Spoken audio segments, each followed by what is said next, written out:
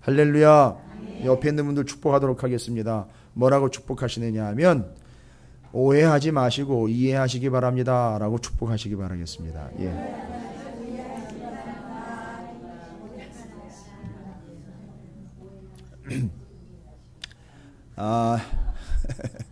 예, 꼭 그러시기 바라겠습니다. 제가 왜 갑자기 이런 얘기를 드리냐면 당연하지요. 이건 말씀에 나와 있으니까. 이해한 자 다윗이라고 우리는 할 수 있어요. 평생에 여러분 다윗만큼 오해할 수 있는 기회가 많았던 사람 없지요. 딱 이야기를 들으니까 그런 것 같으시죠? 다윗만큼 하나님의 뜻이나 상황을 오해를 할 만한 상황에 처했던 사람이 그다지 많지 않을 거예요. 여러분 떠올려 보십시오. 다윗이 하나님을 오해하고 주변 사람들을 오해할 수 있는 기회가 얼마나 많이 있었습니까? 그죠? 그 고통, 아픔, 심지어 미친 척하면서 침을 질질 흘리면서 수염에서 그냥 치금이 똑똑 떨어지면서 도망 나와야 되는 그런 상황들. 하나님이 기름을 3번이나 부어가지고 왕으로 세워놨다는데도 이건 삶을 보면 여전히 이건 내가 왕인지 거진지지도 조차 알지도 못할 정도로 비참함 가운데 처해 있었고, 자기 장인은 또 자기를 죽이려고 하고, 심지어 자기 아내는 자기가 하나님 앞에 이렇게 은혜 받는 모습을 보면서 그걸 업신여길 정도로 참 불쌍한 거예요. 그런 아내랑 살고 있었다는 게. 그렇지 않습니까? 뭐 남편은 아내하기 나름이라고 이야기하는 부분도 있지만 참 다윗 보면 불쌍하기도 합니다. 근데 워낙에 자신의 믿음이 온전했기 때문에 그 어떤 오해에도 넘어가지 않고 그 어떤 궁색함에도 타협하지 않는 사람이 바로 다윗이었다는 거죠. 제가 오늘 실은 저희 딸아이가 다니고 있는 학교에 성경 읽기 동아리반이 있어서 거기를 강의를 하러 갔다 왔어요. 아이들이 요청을 해가지고. 되게 성일중학교에까지 제 이름이 날려져가지고. 우리 아이들을 가르치는 일이라 제가 아주 열일 제쳐놓고 갔습니다. 근데 우리 아이들이요, 물론 이제 교회를 좀 다니는 아이들이 중심이 돼가지고 성경 읽기반을 만들었어요. 지도교사도 있고.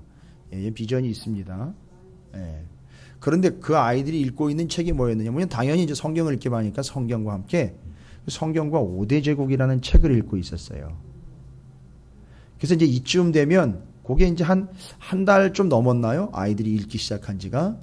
그걸 이제 이쯤 되면 아이들이 오해를 할 수 있어서 제가 이제 그 오해하지 말고 이해를 해야 된다라고 가서 이제 오늘 제사장 나라와 하나님 나라를 설명을 했어요. 근데 한 아이 왈 들려오는 소리에 의하면 벌써 정보가 다 들어왔어요. 하나님의 말씀이 마치 할머니 할아버지가 옛날 이야기 해주는 것처럼 그렇게 재미있고 그 제사장 나라 하나님 나라가 그런 거였는지 이제 이해가 됐다는 거예요. 그러면서 책을 읽으면서 이제 이해할 수 있을 것 같다라고. 당연히 교회 다니는 녀석이겠죠. 아주 똑 떨어지는 얘기를 하면서 그 나중 이야기를 전해줬어요. 제가 왜 이런 얘기를 드리냐면요, 여러분 제가 새벽에도 한번 말씀드렸어요. 오해하고 사는 건 참 편해요. 쉽고. 그죠? 오해하고 그냥 끝나버리면 돼요. 뭐 생각할 것도 없어요. 그냥 오해하고 살면 편합니다. 오해만큼 편한 게 없어요. 오해하면 되니까요. 그죠? 이해하는 거는요, 어려워요. 왜요? 이해하려면 노력해야 되거든요. 이해하려면 시간을 들여야 되고요.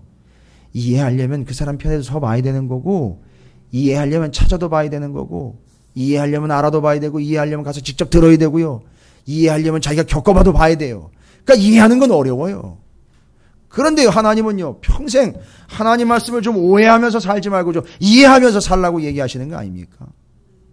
그래서 우리가 말씀을 붙잡는 것이고, 오해하면서 편하게 사는 게 아니라 이해하면서 제대로 살으라고 하나님이 얘기하시는 거예요. 여러분, 오늘 이 밤이 여러분이 하나님의 말씀을 제대로 이해하는 풍성한 저녁이 되시기를 주님의 이름으로 축원을 드립니다. 목사님이 또 얼마나 말씀을 또 풍성하게 전하시려고 저렇게 선포를 하시나. 여러분, 북이스라엘의 왕이 총 몇 명이었다라고 기억나십니까? 19이었었어요? 19이죠? 왕조로 따지면은요. 그러니까 그 아버지 아들대로 이어가야 되는데 그렇지 않고 끊어지면서 쿠데타가 일어나면서 다른 가문에서 올라갔어요. 이게 해서 19명의 북이스라엘 왕조는 끝에 자 9왕조였었어요. 19명의 왕이 9왕조예요. 그러니까 뭐 평균 치면 2명 왕 되면 그냥 그 다음엔 바로 쿠데타 나는 거예요. 그래가지고 뒤집어 엎어가지고 다른 가문이 올라오는 거예요. 이게 북이스라엘이었었어요. 남유다는요? 여왕을 포함을 해서 남자 왕이 19명, 여자 왕까지 해서 20명이에요. 왕조는요? 위에는 9이니까 한 반 토막쯤 쳐가지고 한 4, 5? 남유다는? 예, 맞습니다. 정답이에요. 한 왕조예요. 열왕기 상하, 사무엘 상하를 여러분이 읽어보시면 왕조는 하나예요. 여러분 왠지 아십니까?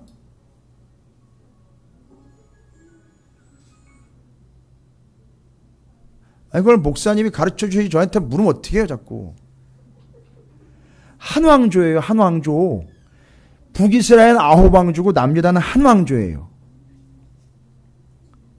여러분 주일날 기억나십니까?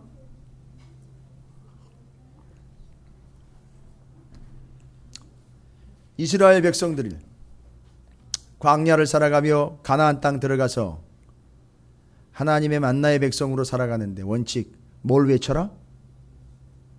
뭐라고 외쳐야지? 그렇지요. 기록된 바라고 외치라 그랬죠. 그래서 광야에서 예수님이 40일 금식하신 후에 사단에게 시험을 받으실 때에 모두 다 뭘로 물리치셨어요? 기록된 바 말씀이란 말이에요. 여러분 왜 남유다 그 가문이 20명의 왕, 여왕 하나 포함해가지고 20명인데 왜 왕조가 하나인지 아십니까 여러분? 기록된 바 누구한테 얘기한 거예요? 여러분이 다 읽어 놓으시고 이렇게 모르는 척 시침을 뚝 떼고 계시면 제가 상처를 받아요. 제가 오해를 합니다. 나를 테스트하는 건가? 오늘 읽은 내용 기억나세요? 오늘 내용에 내 왕조를 세우겠다라고 얘기를 하잖아요. 그죠?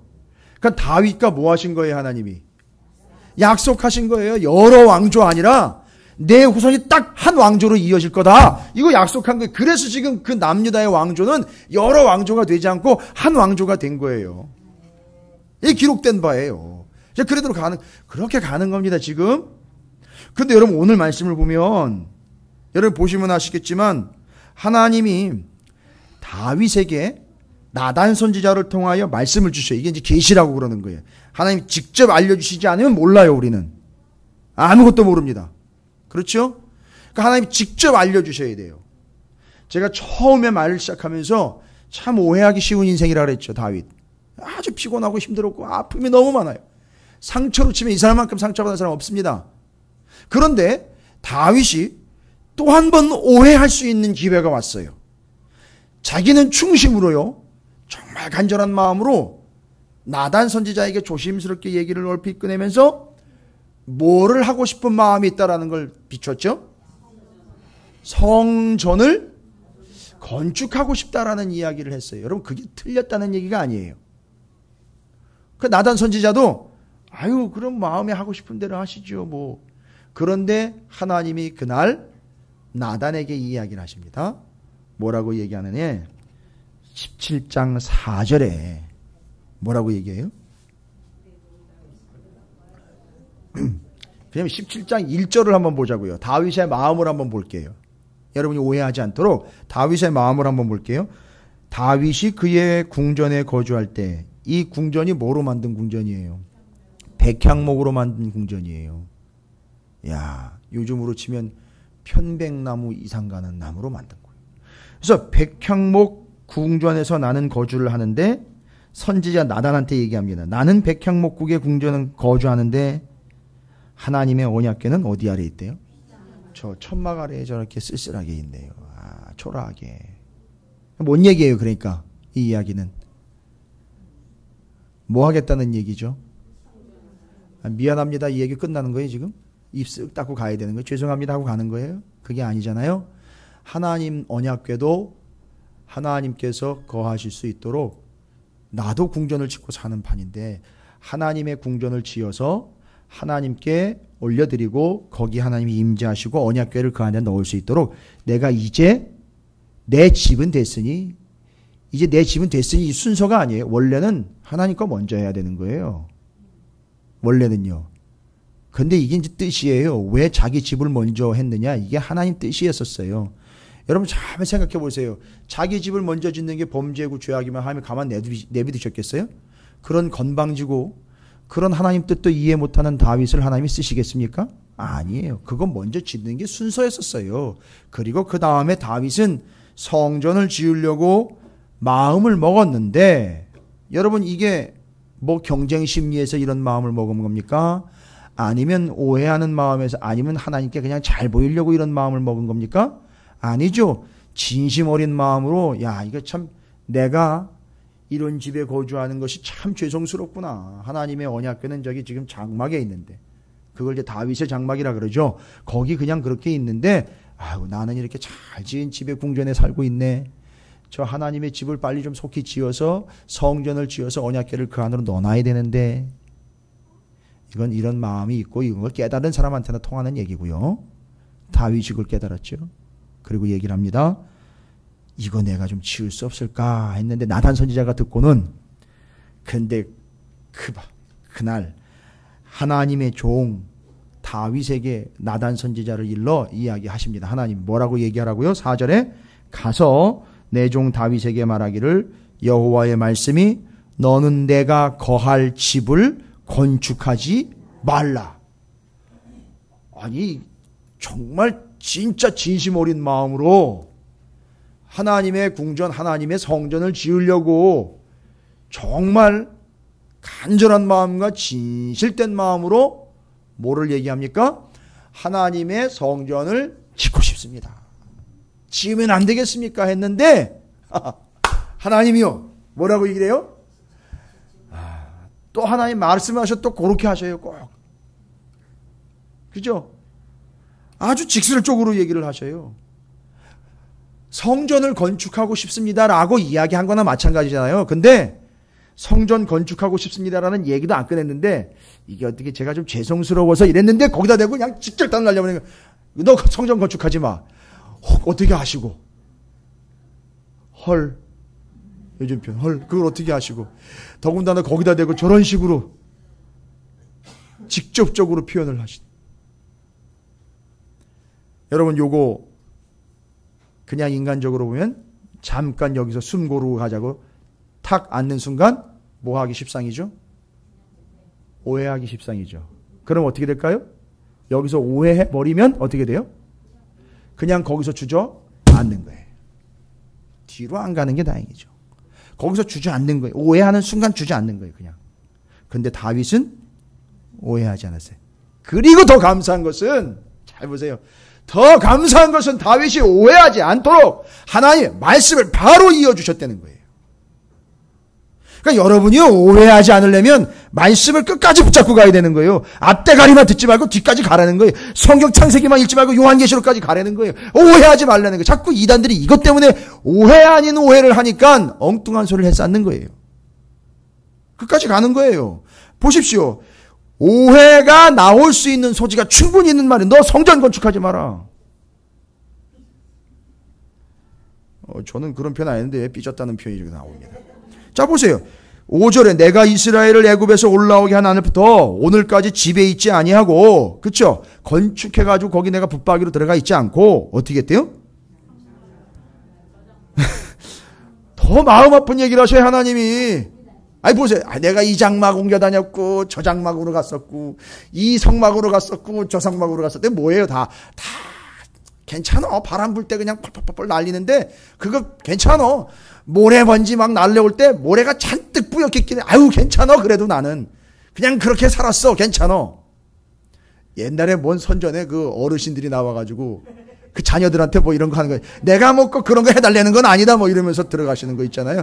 뭐 꼭 그런 식으로 들을 수 있는 거 아니에요. 얼핏 듣다 보면. 그런데 아니 더 마음 어려운 얘기를 하시는 거예요. 내가 이 장막에 있다가 저 장막으로 옮겨갔고 이 성막에 있다가 저 성막. 아유 하나님 죄송합니다. 아유 왜 그러세요. 아유 제가 그냥 제 마음에 진짜 진심 어린 마음으로 성전 짓고 싶다고 얘기한 거지. 아유 하나님 마음을 제가 어렵게 해드리려고 한 건 아닌데. 아니 너무 오해하시는 거 아닙니까? 이럴 수 있잖아요. 근데 6절 이제 계속 넘어가 보면 하나님 본심이 나오는 거예요. 그러니까 다윗이 오해하지 않도록 하나님 말씀을 이어주시잖아요. 뭐라고 얘기하십니까? 이스라엘 무리와 더불어 가는 모든 곳에서 내가 내 백성을 먹이라고 명령한 이스라엘 어느 사사에게 내가 말하기를 너희가 어찌하여 내 백향목집을 건축하지 아니하였느냐라고 말하였느냐. 내가 어느 사사가, 그렇죠, 수많은 사사들이 일어났었는데 그 사사들한테 야 너희들 뭐 하는 거냐? 넌 내 집도 안 짓고 그렇게 너만 등 따시고 배부르고 어떻게 밥이 먹고녕으로 넘어가냐?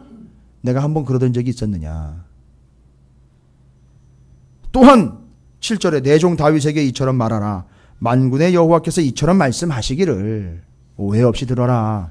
내가 너를 목장 곧 양떼를 따라다니던 데에서 데려다가 내 백성 이스라엘의 주권자로 삼고 내가 어디로 가든지 내가 너와 함께 있어 내 모든 대적을 내 앞에서 멸하였은즉 세상에서 존귀한 자들의 이름 같은 이름을 내게 만들어 주리라. 이제 9절입니다. 보세요. 내가 또 내 백성 이스라엘 위하여 한 곳을 정하여. 이제 한 곳 정한 것 뭐예요? 지금 다윗이 여호와 하나님의 이름을 두려고 택한 곳 어디를 지금 점령한 거죠? 여부스 족속의 예루살렘 성을 점령한 걸 이야기하는 거예요. 이제 예루살렘이 이제 확보가 되었고 여호와 하나님의 이름을 두려고 택한 곳이 이제 정해졌고 내 백성 이스라엘 위하여 한 곳을 정하여 그들을 심고 그들이 그곳에 거주하면서 다시는 뭐예요? 옮겨가지 아니하게 하며 악한 사람들에게 전과 같이 그들을 해치지 못하게 하여 전에 내가 사사에게 명령하여 내 백성 이스라엘 다스리던 때와 같이 아니하게 하고 내 모든 대적으로 내게 복종하게 하리라. 또 내게 이르니 여호와가 너를 위하여 한 왕조를 세울지라. 이제부터 이제 뭔가 풀리기 시작하는 거예요. 자, 하나님이 나는 이 성막에서 저 성막으로 또 이 장막에서 저 장막으로 옮겨갔고 그리고 너희와 함께하기 위하여 뭐 했다는 거죠? 그 장막 속에서 너희와 함께 가려고 너희가 가는 데마다 어떻게 하려고요?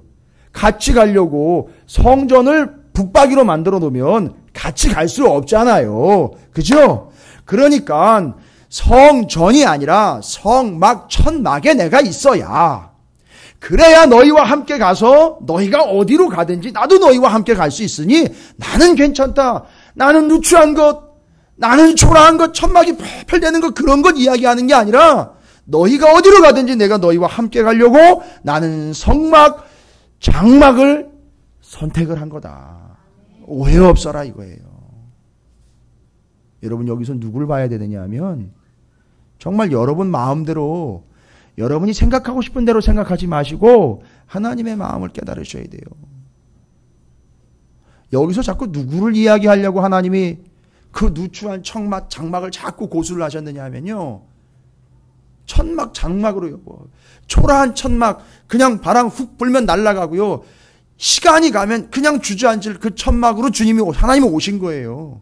그렇게 옮겨 다니신 거예요. 장막, 성막으로요. 천막, 텐트로요. 여러분, 그러게 해야 너희와 함께 할 수 있다 이거예요. 여러분, 이거 누구를 얘기하려고 하는 거예요, 지금? 여기서 누구를 발견해야 되는 거예요. 그렇지 않으면 이건 그냥 하나님의 자기 푸념이나 자기 변명이나 합리화로 그냥 들릴 수밖에 없어요. 당연히 뭐 하나님은 옛날에 그랬잖아요. 우리 엄마는 맨날 찬물에 밥 말아 먹는 거, 우리 엄마는 찬물에다 밥 말아 먹는 걸 좋아하나 봐. 이렇게 돼버린단 말이에요. 정말 심각한 오해를 하게 되죠. 하나님은 늘 그렇게 그냥 궁색하게도 불평이 없으신 분인가 봐. 뭐 이런 식으로 오해해버리는 거죠. 그런데 잘 보세요. 장막으로 옮겨 다니면서 연약하고 잠깐이고 함께하기 위하여 장막을 선택을 하신 거예요. 하나님이 천막을 선택하신 거라. 그 위대하신 하나님이요. 여러분 이거 누구 얘기하는 거예요? 예수 그리스도를 얘기하는 거라고요. 여기서 예수를 보지 못하면 하나님은 늘 그렇게 겸손한 하나님 이렇게 넘어가는 거예요. 아니 장막이요. 육신의 장막으로 입고 오신 하나님이 곧 누구입니까? 예수 그리스도란 말이에요. 그 예수님이 오셨기 때문에 우리와 함께 하는 거 아니에요 지금. 그걸 얘기하는 겁니다. 그걸 보지 못하면 다윗의 발가락에 때만큼도 못 따라가는 거예요. 근데 다윗은 그걸 깨달았어요. 그냥 하나님이 왔다 갔다 전전긍긍하시는 분이 아니구나. 우리와 함께 하시려고 하는 거구나. 그 다음에 이제 다윗이 하나님의 본질을 깨닫습니다. 하나님의 말씀하려고 하는 본질을 이해를 해요. 왜 그 4절에서 너 집 건축하지 마. 아직 집 건축하지 마 이 얘기예요. 아직. 또 어떤 성경에는 이제 또 네가 피를 너무 많이 흘렸다 해서 이제 전적으로 거기에다가 다 뒤집어 씌우는 경향이 있는데, 근데 이상한 거는요, 역대상 17장에는요 그렇게 기록이 나와 있질 않습니다. 지금 역대상 17장은 그 당시에서 기록한 게 아니라 바벨론 포로 70년 끝나고 돌아온 상황에서 기록을 한 거니까 이건 다시 그 역사를 다시 바라본 거예요. 그랬더니 이런 의미가 있었던 거구나. 다시 발견한 겁니다. 제대로 이해를 한 거죠. 하나님 뭐라고 얘기합니까? 10절에 여호와가 너를 위하여 한 왕조를 세울지라. 그러니까 잘 보세요. 다윗은 하나님 뜻에 의하면 성전을 세우는 게 다윗의 몫이 아니라 지금 현재 다윗의 몫은 뭐를 세워야 돼요? 왕조를 세워야 돼요. 그러니까 그 왕조는 그냥 왕조가 아니라 그냥 왕의 가문이 아니라 변함없이 요 하나님의 뜻을 끝까지 이어갈 수 있는 왕조를 세우는 게 다윗의 몫이에요.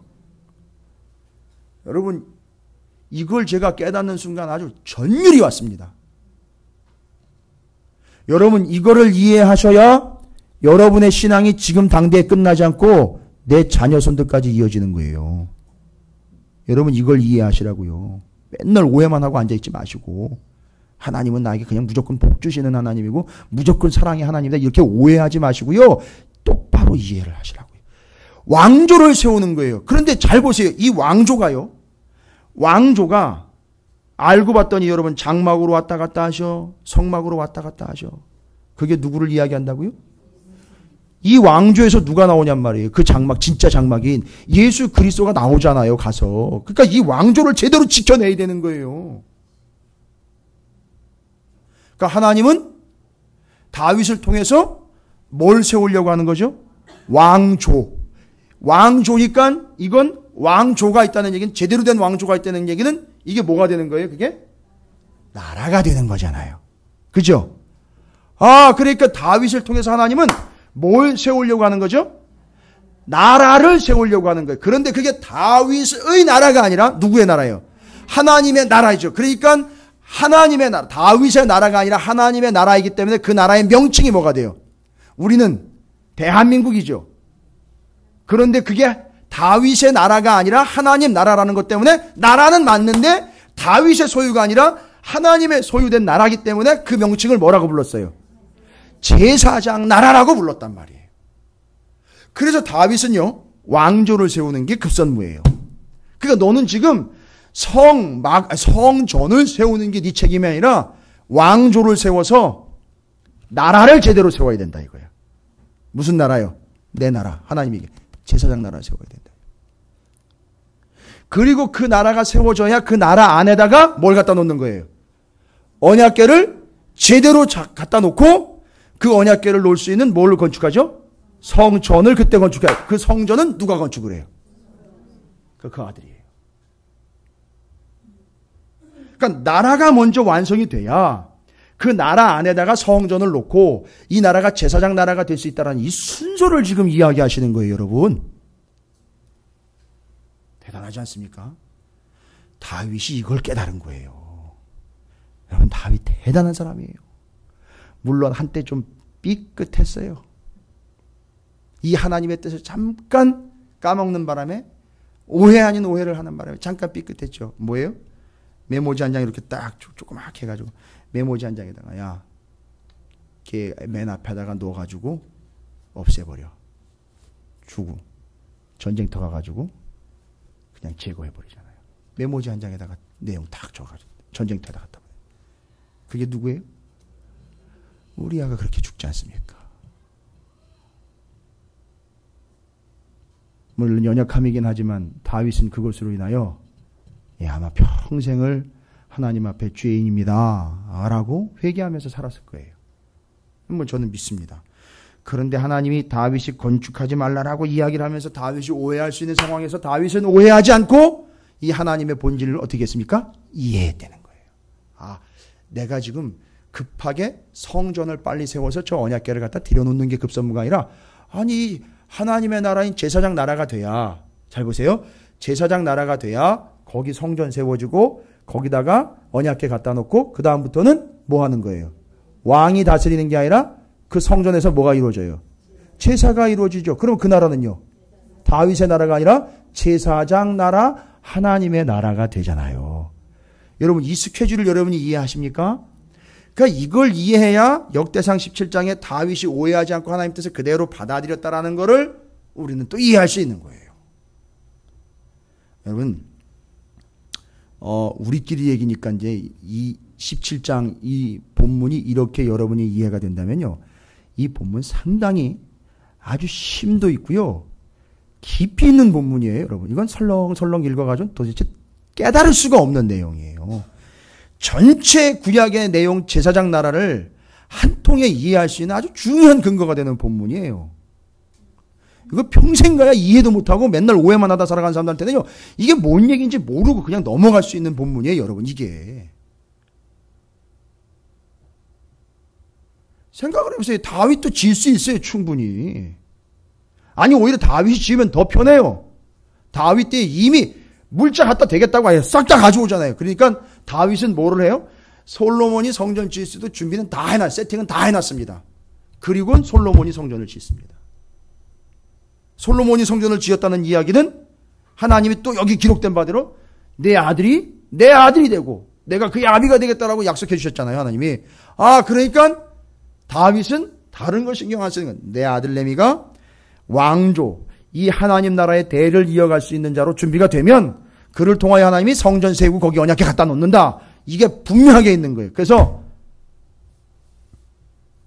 다윗의 가문은 왕조지만 내 집안 내가 제대로 세우는 것, 그것 하나가 하나님의 역사를 이루는 통로가 되는구나.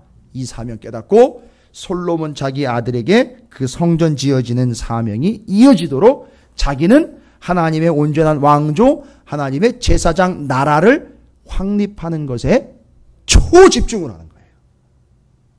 그래서 다윗이 뭐라고 얘기를 합니까? 내가 이 나라의 왕이야 라고 이야기하지 않고 나는 하나님의 뭐라고요? 종입니다라고 이야기하는 거예요. 자, 여러분 이제 이해가 되세요? 이제 이게 이해가 되시죠?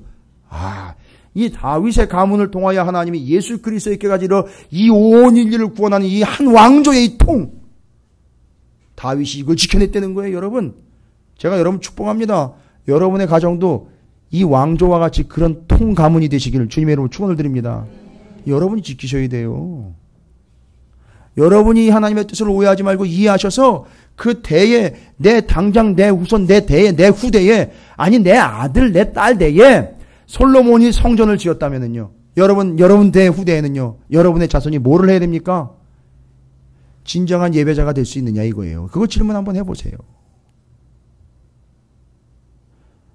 다도 여전히 이렇게 버벅대고 헉헉거리면서 이 세상을 핑계 삼으며 험난한 세상 때문에 내가 이렇게 힘들다고 핑계 삼고 있는 판인데, 내 아들 내미 내 딸이 과연 내 뒤에 솔로몬처럼 하나님의 성전을 지을 수 있고 언약궤를 들고 거기서 제사를 드릴 수 있는 제사장 나라의 한 백성으로서 온전하게 자리매김할 수 있을까? 여러분 그런 고민해 보십니까?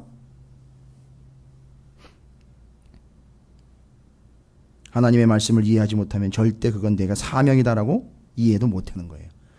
11절에 하나님이 계속 얘기하시는 거죠. 내 생명에 연한이 차서 내가 조상들에게로 돌아가면 내가, 하나님이 지금 내가 내 뒤에 내 씨를 곧 내 아들 중에 하나를 세우고 그 나라를 견고하게 하리니. 자 보세요. 누가 세운 거예요? 나라를. 다윗이 세웠잖아요. 하나님의 뜻을 알고 하나님 제사장 나라를 세워놨잖아요. 그런데 거기 뭐라고 얘기해요? 그 후대에 그 나라를 견고하게 하겠다라고 이야기하잖아요. 하나님이.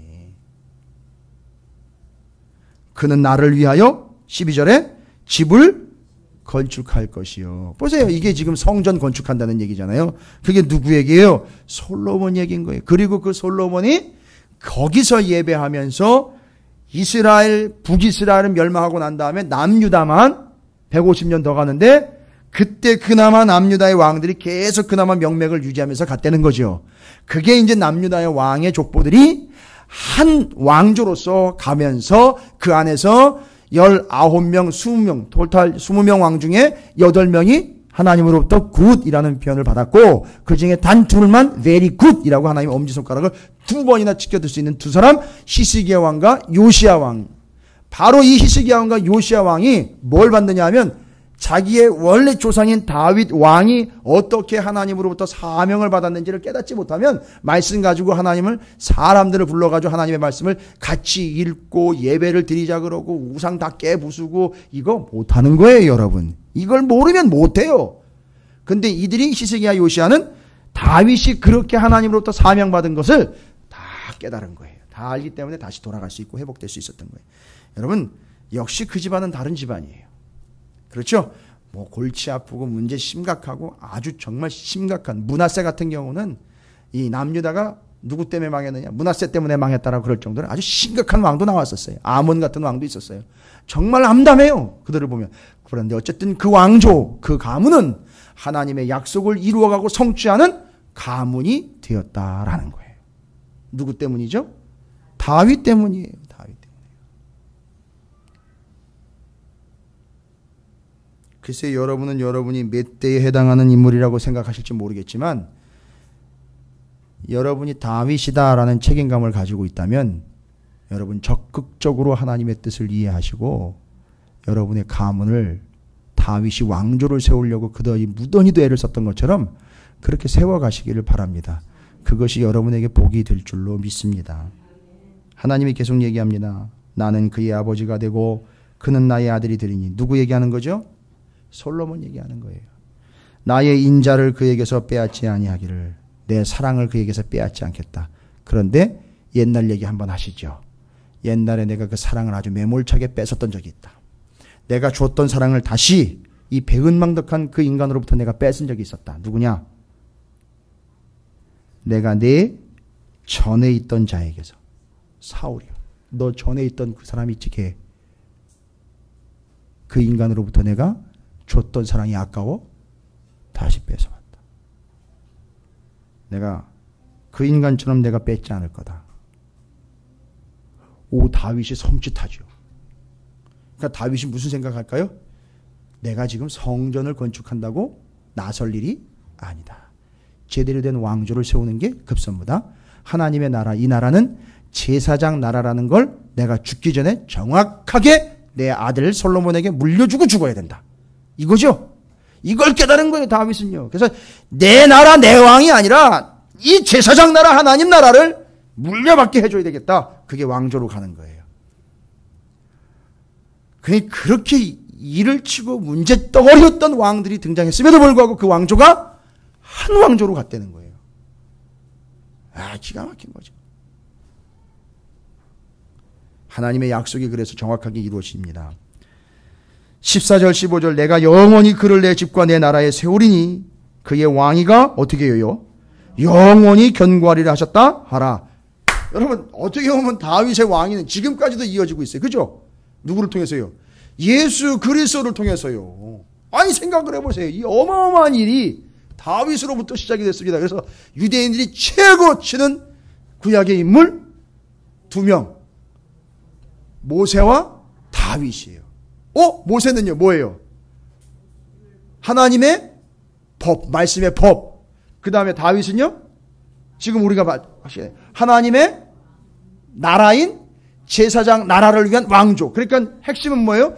제사장 나라 다윗, 또 그 제사장 나라의 원칙 법인 하나님의 말씀 언약. 이게 합쳐져 가지고 제사장 나라가 완벽하게 이루어지는 거예요. 성취. 이게 구약이에요. 아니 이 이야기를 중학교 애들한테 해줬더니만 이해를 하더라고요. 이게 구약의 제사장 나라라는 걸 얘기했더니만 이해를 하더라고요. 물론 쉽게 얘기했죠. 오늘 땀 좀 많이 흘렸어요. 애를 데려다가 안수하는 것까지 가르쳐주면서 제사장이 뭐를 했고 이렇게 쫙 설명을 해주니까 이해를 하더라고요. 그러니까 거기 오늘 온 아이들은 이제 전가라는 말이 뭔지도 알아요. 이제. 제사장이라는 말, 제사장적인 역할이 뭔지도 알아요. 왜? 여러분 도전 받으시라고. 오늘 가지고 씨름한 질문이 뭐냐면 그 아이들과 함께 왜 모세, 여호수아, 기드온, 사무엘은 왕이 되지 않으려고 그렇게 노력을 했느냐? 이 질문에 대답을 하더라고요. 이제 대답을 하게 됐어요. 자기네가 왕이 아니라 제사장 나라의 백성이기 때문이라는 거예요. 이게 답이 다 나오는 거예요, 이제. 다윗 역시 마찬가지죠. 그래서 이제 하나님이 그 왕위가 영원히 견고할 것이다라고 약속하시잖아요. 14절에. 그죠? 15절에 보세요. 나단이 이 모든 말씀과 이 모든 계시대로 다윗에게 다 전했어요.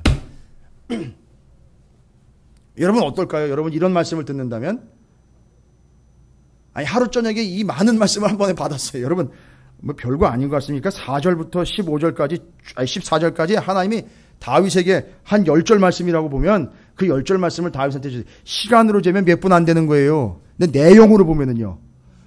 어마어마한 거예요, 여러분. 내용으로 보면 연도로 한번 따져볼까요? 예수님 오실 때까지 영원한 왕조? 예수님 오실 때까지 몇 년이에요? 계산이 잘 안 되시죠? 왕정하고 중간시대 보내요. 왕정 500년, 중간시대 400년 넘고 예수님 오실 때까지 해서 대략 몇 년이에요? 1000년. 1000년이잖아요. 약 1000년. 그래서 다윗을 뭐라고 얘기한다고요? 1000년의 모범이라고 이야기하는 거예요. 1000년 모범. 주님 오실 때까지 본이 되는 거예요. 샘플이 되는, 기준이 되는 거예요. 그래서 다윗의 길로 행했느냐 아니냐 이걸 따지는 거예요. 이걸 말씀으로 받았어요. 이걸 만약에 여러분이 한날 한밤 한저녁에 여러분이 받았다고 생각을 해보세요. 여러분 우리가 그래요. 대체 뭔 얘기 하시는 거야? 내 얘기는 그 얘기가 아니었는데 자꾸 딴소리를 하시지? 뭐 이럴 거예요 아마 우리는. 워낙에 이 내용이 방대한 내용인데다가 너무 심하고 깊고 어마어마한 내용이에요 이거는. 근데 다윗이 이걸 이해했다는 거예요. 알아들은 거예요. 하나님이 제사장 나라를 세우려고 나한테 너는 제사장 나라의 세팅을 하라는 얘기구나. 왕조를 세워서 제사장 나라를 틀을 잡으라는 거구나. 그래야지 제사장 나라에 성전이 들어가고 성전 안에 언약궤 들어가는 거니까 나는 지금 더 중요한 일을 해야 되는 거구나. 알았던 거예요. 큰 그림을 본 거예요. 할렐루야. 여러분 앞으로 승리하는 사람들이 누군지 아세요? 큰 그림을 그릴 줄 아는 사람이에요. 조그만 그림 몇 수십 개 가지고 그거 가지고 조각 맞추기 하고 있는데 여러분 승산 없습니다. 하나님의 큰 그림을 그릴 줄 아는 거예요.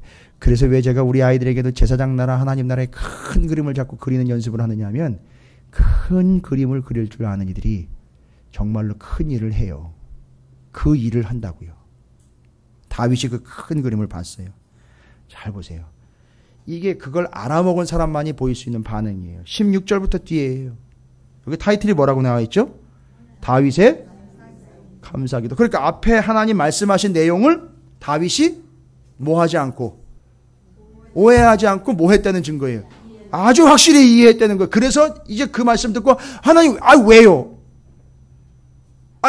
하나님 그럼 어떻게 구체적으로 뭐 이런 얘기가 아니라 그 얘기를 딱 듣고는 하나님 감사합니다. 알겠습니다 하나님. 할렐루야 하면서 감사의 기도를 드리는 게 뒷얘기예요. 여러분 뭐 다른 게 있습니까? 하나님 말씀해 주셨으면은요. 말씀을 받았다면은요. 우리 반응은 뭐예요? 할렐루야 아멘이죠. 뭐 다른 게 뭐가 있습니까? 뭐 왜 그렇게 해야 돼요? 굳이 그게 왜 내가 돼야 돼요? 왜 그건 그런 식으로 해야 돼요? 이게 아니잖아요. 목사의 얘기를 하면 그렇게 반응하셔도 돼요. 그러나 하나님의 말씀이라면은요. 그건 내가 왜 그렇게 해야 돼요? 왜 꼭 그건 그렇게 해야 되는 거예요? 그건 그거밖에는 없는 겁니까? 저한테 묻지 마세요. 하나님에게 직접 물어보세요. 이해가 안 되면 말씀이 이해 안 된다고 그러세요. 차라리 다른 얘기 하지 마시고 오해하지 마시고.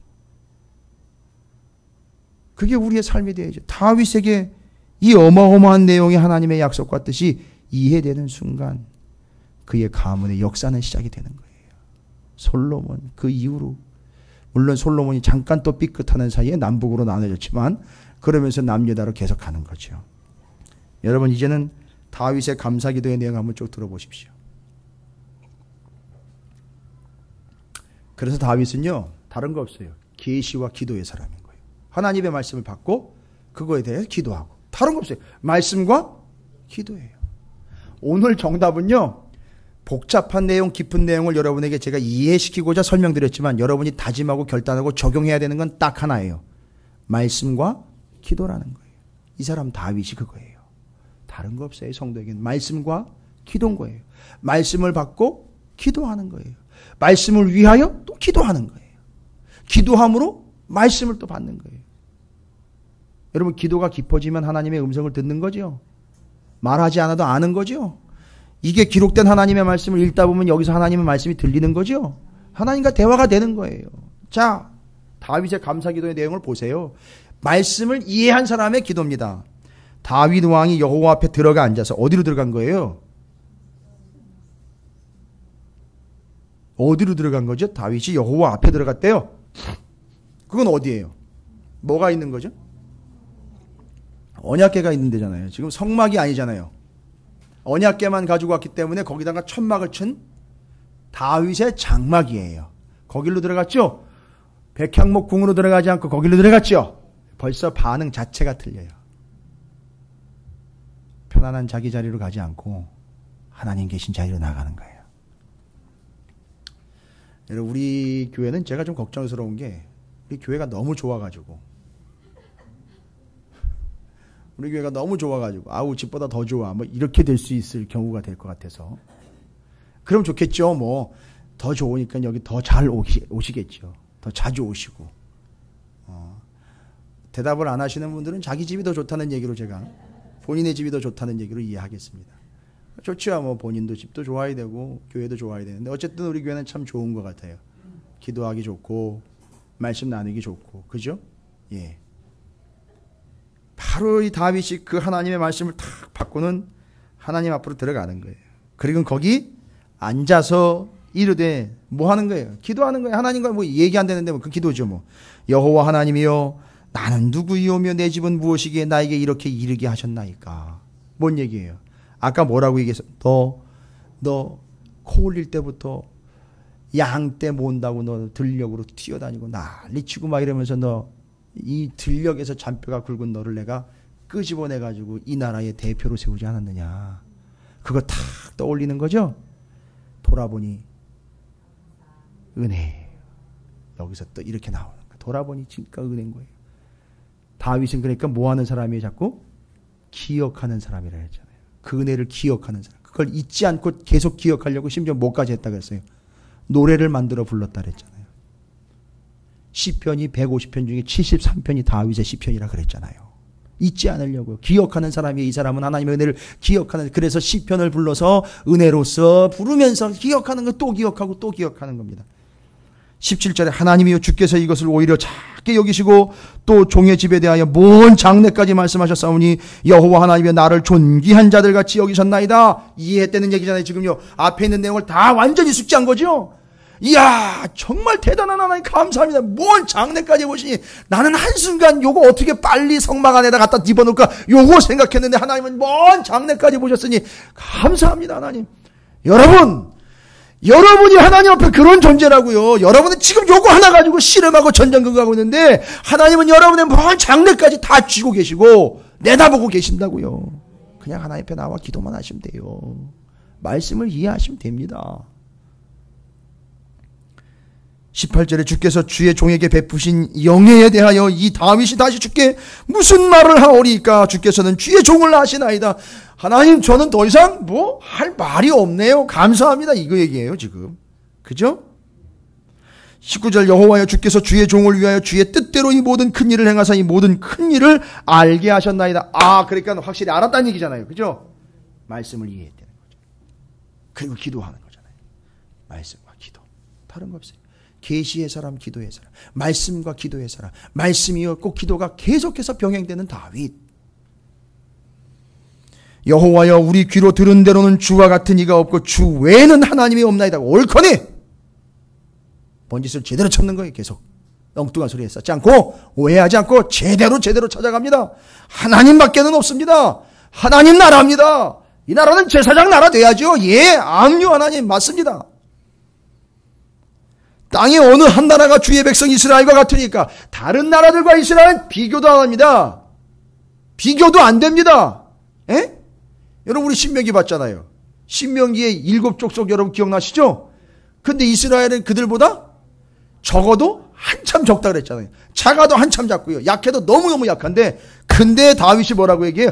우리 나라 같은 나라 없습니다. 하나님. 우리 민족 같은 민족 없습니다. 하나님.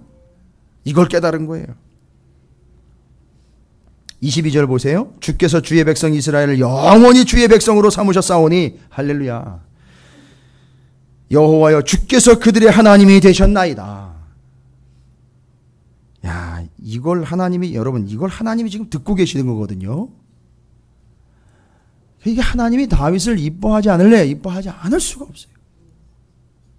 23절에 여호와여 이제 주의 종과 그의 집에 대하여 말씀하신 것 앞에 내용이잖아요. 너는 뭘 세워라? 왕조를 통해 제사장 나라를 네가 세워야 된다 했던 거 영원히 견고하게 하시며 말씀하신 대로 행해 주시고 견고하게 해주시고 사람에게 영원히 주의 이름을 높여 이르기를 만군의 여호와는 이스라엘의 하나님 곧 이스라엘에게 하나님이시라 하게 하시며 주의 종 다윗의 왕조가 주 앞에서 견고히 서게 하옵소서. 요구할 테니까요. 하나님 밖에는 없습니다. 하나님 영원한 하나님입니다. 최고의 하나님입니다. 진짜 하나님입니다. 이거 할 수 있도록 우리 집안 영원히 지켜달라는 얘기예요. 우리가 이거 할 테니까. 우리 가문이 이거 할 테니까 하나님 우리 가문 지켜주십시오. 여러분 결단하세요. 제가 이거 하겠습니다. 하나님 우리 가문이 이거 하겠습니다. 하나님 우리 가문 책임져 주십시오. 여러분 이런 결단이 여러분에 있길 바랍니다. 25절, 26절, 27절 이제 끝이 아닙니다. 나의 하나님이여 주께서 종을 위하여 왕조를 세우실 것을 이미 듣게 하셨으므로 잘 보세요. 이제 언약궤를 들여놓을 성막 성전 짓는 것의 관점이 아닌 왕조를 세우시려고 하는 걸 내가 들었습니다. 하나님 주의 종이 잘 보세요. 자기가 뭐래요? 자기를 뭐라고 표현해요? 종이라고 표현한단 말이에요. 아 그래도 하나님 예 알겠습니다. 제가 한번 해보지요 뭐. 그리고 저를 왕으로 세우셨으니까 왕의 소임에 맞게 한번 애써보겠습니다. 얼마나 시건방집니까? 근데 딱 개념을 이해하니까 예, 제가 주의 종으로서 하나님의 종으로서 이 사명을 감당하겠습니다. 자 보세요. 주의 종이 할 일은요. 주의 앞에서 이 기도로 간구할 마음이 생겼나이다. 나는 앞으로 평생 뭐 하며 살겠습니다. 하나님 앞에 나와 기도하며 살겠습니다. 왕이면요. 갑질하면서 살아야죠. 왕의 권한이 얼마나 많은데요. 그거 누리면서 살아야죠. 돈도 좀 써보고요. 사면권 있잖아요. 대통령에게 있는 권한 중에 사면권이요. 거부권, 사면권, 예산 결재권 이런 거 있잖아요. 싹 사인하면서 그거 좀 누려봐야 되잖아요. 근데 다윗은 뭐 한다고요? 하나님 앞에 나아가 평생 기도하며 살겠습니다. 이게 좋은 거예요. 하나님 말씀 받고요. 그 말씀 가지고 들어가 기도하겠습니다. 이게 평생 자기가 살고 싶은 얘기예요. 저를 종으로 삼아 주십시오. 예 주인님 하면서 나온 거예요. 그리고 다윗이 또 얘기합니다. 여호와여 오직 주는 하나님이시라. 주께서 이 좋은 것으로 주의 종에게 허락하시고 계속 종이라고 그래요. 이제 주께서 종의 왕조의 복을 주사 주 앞에 영원히 두시기를 기뻐하시나이다. 여호와여 주께서 복을 주셨사오니 이 복을 영원히 누리리이다 하니라. 이 복이 뭡니까? 하나님의 구원 사역을 위하여 왕조를 세우시고 그 왕조를 통한 하나님의 제사장 나라를 세워 왕질을 하는 것이 아닌 하나님의 말씀을 받고 그 말씀을 붙잡고 기도하는 말씀과 기도의 사람으로서 하나님의 종된 사명을 끝까지 감당할 수 있도록 하나님 부탁 하나 있습니다. 나 잘 먹고 잘 살게 해주십시오가 아니라 이 사명을 끝까지 갈 수 있도록 우리 왕조를 하나님 좀 지켜주십시오. 그렇게 해서 예수 그리스도에게까지 이르게 되었습니다. 여러분 오늘 저는 이 말씀을 통해서 여러분 뭐 하고 계시는 겁니까 도대체 이게 아니라 저는 정말 간절한 마음으로 여러분의 담임 목사로서 여러분을 축복해드리고 싶어요.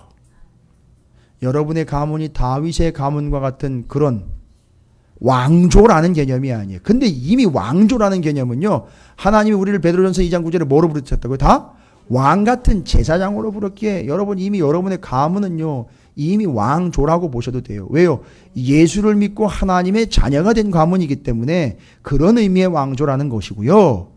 여러분이 그 가문이, 가정이 다윗과 같이 하나님 앞에서 그 하나님의 뜻을 깊이 깨닫고 이해한 바 말씀과 기도로 이 사명을 끝까지 이해가 완성해낼 수 있는 다윗의 가문과 같은 그런 복된 가문이 되시기를 주님의 이름으로 축복합니다. 이를 위해선 다윗처럼 하나님 앞에 겸손함으로 종의 자세로 하나님의 제사장 나라를 위하여 말씀과 기도로 전념했던 다윗과 같이 여러분이 하나님 앞에 말씀과 기도로 전념하시기를 주님의 이름으로 축복합니다.